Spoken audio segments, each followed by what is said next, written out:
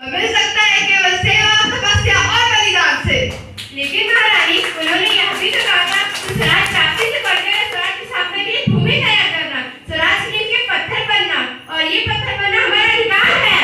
शाबाश मेरी कर्नल, तुम लोगों से मुझे ये आशा है जिस स्वराज की तुम जैसी वीरांगनाएं बनने जा रही है वह निश्चय ही महान होगा।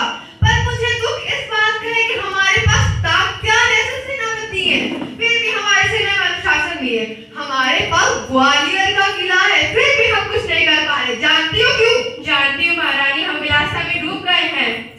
कौन कहता है विलासिता में डूबे? विलासिता में डूबे हैं राव साहब, बादल के नवाब सेनापति तात्या। नहीं मुंडा, सेनापति नहीं। ओ समझी, तू तो उसका पक्ष लेगी ही ना। तो उसका पक्ष नहीं लेती, लेकिन जो तथ्य है उसे छिपाया नहीं जा सकता। तात्या राव साहब को अपने तन मन का स्वामी मानते हैं, और तुम उनको अपना स्वामी मानती हो। हाँ, मैं उन्हें अपना स्वामी मानती हूँ, लेकिन उससे भी बढ़कर मैं महारानी को अपना स्वामी मानती हूँ, और महारानी से बढ़कर मैं अपने देश को अपना स्वामी मानती हूँ। मैं देश के लिए ताकत को ठुकरा सकती हूँ, ठुकरा चुकी हूँ। जूही, तू तो नाराज होगी, मैं तो केवल इतना कहना चाहती हूँ, तू उन्हें रोकती क्यों नहीं? जूही उन्हें रोका है मुंदर। जब राव साहब के कहने पर तात्या ने सेनानी में कहा, इसने बुरी तरह से धुतकार दिया था। हाँ रानी, मैं स्वराज छीने ना सकती, परंतु विलासिता में डूबने के लिए अपनी कला को किसी के सामने गले की फांसी नहीं बना सकती। ऐसा कहने वाले को मैं ठोकर भी मार सकती हूँ। ठोकर ही तो नहीं मार सकती जूही। अगर ठोकर मार कर उनकी मनहूसी दूर कर सकते तो बात ही क्या थी। आज्ञा दीजिए महारानी, मैं ठोकर मारने को तैयार हूँ। और मैं भी तैयार हूँ, चलिए चलकर उन सबकी नींद हराम कर दें। नहीं मुंदर नहीं, अब तो दुश्मन की ठोकर इनको नींद से जगा सकती है।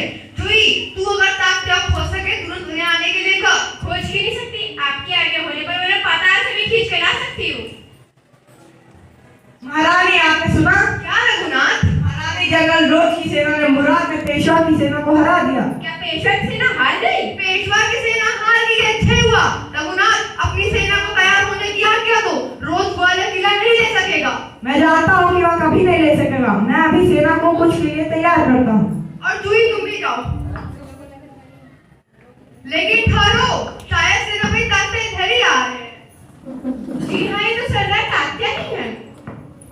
प्रणाम भाई साहब। कहिए सरदार तात्या आज आप इधर कैसे भूल पड़े? भाई साहब, मैं किसी के लिए सरदार हो सकता हूँ, पर आपके लिए तो सेवक ही हूँ। इतने बड़े सेनापति को एक नारी के सामने झुकने लज्जा नहीं आती? खैर छोड़ो इस बात को, यह तुम्हारी वृत्ता है। लेकिन ये तुमको की आवाज कैसी आ रही है? कौन सा उत्सव मनाया जा रहा है? शायद चाटुकारों में जागीर बांटना भी खत्म नहीं हुआ। भाई साहब, आपको हमें लज्जत करने का पूरा अधिकार है। हम इसी योग्य हैं, लेकिन जो कुछ हो रहा है वह आप भी जानती हैं। शायद ब्रह्मोस की उपलक्षण में तोपें चल रही हैं। श्रीखंड और लड्डुओं के लिए घी शक्कर की कमी तो नहीं पड़ी? भाई साहब, मेरी इस पर माफ कर दीजिए। तू कहती है अच्छा, लेकिन सरदार, सेना तैयार है। तो मैं भी तैयार हूँ। तात्या, तुमसे मुझे बहुत आशाएं थी, तुम्हारे तो सब क्या हो गया? सरकार, ये स्वामी भक्त है। लेकिन आज हमें देशभक्तों की आवश्यकता है। खैर, अभी कुछ नहीं बिगड़ा, अभी बहुत कुछ किया जा सकता है। इसीलिए तो आया हूँ भाई साहब। अब जैसा कहेंगी मैं वैसा करूँगा। तो जाओ, तलवार संभाल लो। नुपुरों की झंकार के स्थान पर तोपों का गर्जन होने दो। भूल जाओ नागरंग, याद रखो हमें स्वराज्य लेना है। हमें रणभूमि में मौत से जूझना है। महारानी, आप पीछे हो, मैं युद्ध के लिए तैयार होकर आया हूँ। जानती हूँ, लेकिन सेनापति इस बार ये याद रखना कि यदि दुर्भाग्य से विजय न मिल सकी तो तुम्हें सेना और सामग्री दोनों को दुश्मन के घेरे से निकाल कर ले जाना है। ऐसा ही होगा। तात्या, मेरा मन कहता है कि मेरे जीवन का अंतिम युद्ध है। जीत हो या हार, मुझे किसी बात की चिंता नहीं। चिंता केवल इस बात की कि हमारी वीरता कलंकित न होने पाए। भाई साहब, वीरता आपको पाकर धन्य है। आपके रहते कलंक हमारी छाया को भी नहीं छू सकता। आज्ञा दीजिए। प्रणाम। प्रणाम तात्या, मैं सीधी भूमि में जा रही हूँ, देर न लगाना। सरदार, आज मैं बराबर आपके साथ रहूंगी। मैं तो खाने संभालूंगी और हम सब मिलकर या तो स्वराज प्राप्त करके नहीं तो स्वराज के नींव का पत्थर बनेंगे। बचाओ गुरुजी, गुरुजी। अरे बच्चा गोवर्धन दास, तेरी ये क्या दशा है? गुरुजी महाराज, दीवार के नीचे बकरी दब गई, इसके लिए मुझे फांसी दी जा रही है। गुरुजी बचाओ। कोई चिंता नहीं, नारायण सब समर्थ है। सुनो, तुम लोग जरा किनारे हो जाओ, मुझे शिष्य को अंतिम उपदेश देने दो। देखो, मेरा कहना नहीं मानोगे तो तुम्हारा भला नहीं होगा। नहीं महाराज, हम मत जाते हैं, बेशक उपदेश दीजिए। तब तो गुरुजी हमें भी फांसी चढ़ेंगे। नहीं बच्चा, हम बूढ़े हुए हैं, हमें चढ़ने दो। स्वर्ग जाने में बूढ़ा जवान क्या? आप तो सिद्ध हैं, आपको गलती है क्या? मैं फांसी चढ़ूंगा?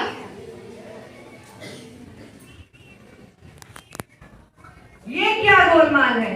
महाराज, चेला कहता है मैं फांसी चलूंगा, गुरु कहता है मैं फांसी चलूंगा, पता नहीं क्या बात है। बोलिए बाबा जी, आपको फांसी क्यों चढ़ना है? राजा, इस समय ऐसी शुभ घड़ी है कि जो मरेगा सीधा स्वर्ग जाएगा। तब तो हम फांसी चढ़ेंगे। चुप रहो सब लोग। राजा के होते हुए कोई और फांसी चढ़ सकता है क्या? हमको फांसी चढ़ाओ, जल्दी जल्दी।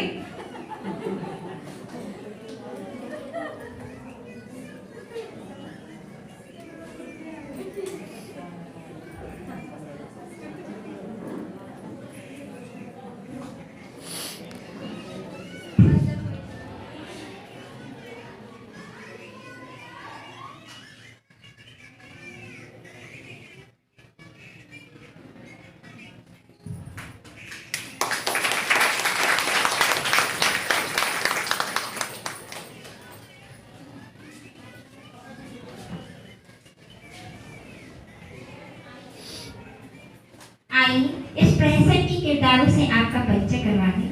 महंत की भूमिका में थे नमन गुप्ता, कुंजड़ित की भूमिका में थी सृष्टि, गोवर्धन दास थे माप्या, सिपाही की भूमिका में थे कृपा और शोएब, राजा थे ऋतुराज, कसाई की भूमिका में थे अभिनव, हलवाई की भूमिका अदा कर रहे थे कार्तिक, नारायण दास बने थे अक्षराग, भिस्ती की भूमिका निभाई थी मनाहिल ने, फरियादी थे अनमोल और कोतवाल की भूमिका में थे राघवेंद्र।